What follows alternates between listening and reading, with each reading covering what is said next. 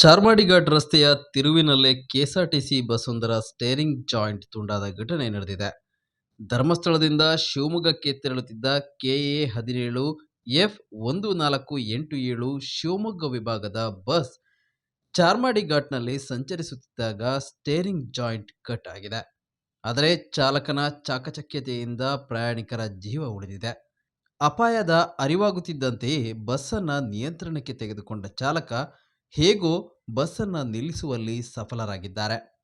ಇದರಿಂದ ಪ್ರಯಾಣಿಕರು ಅಪಾಯದಿಂದ ಪಾರಾಗಿದ್ದಾರೆ. ಸದ್ಯ ಬಸ್ನಲ್ಲಿದ್ದ ಪ್ರಯಾಣಿಕರನ್ನ ಬದಲಿ ಬಸ್ನಲ್ಲಿ ಕಳುಹಿಸಿಕೊಡಲು ವ್ಯವಸ್ಥೆ ಮಾಡಲಾಗಿದೆ.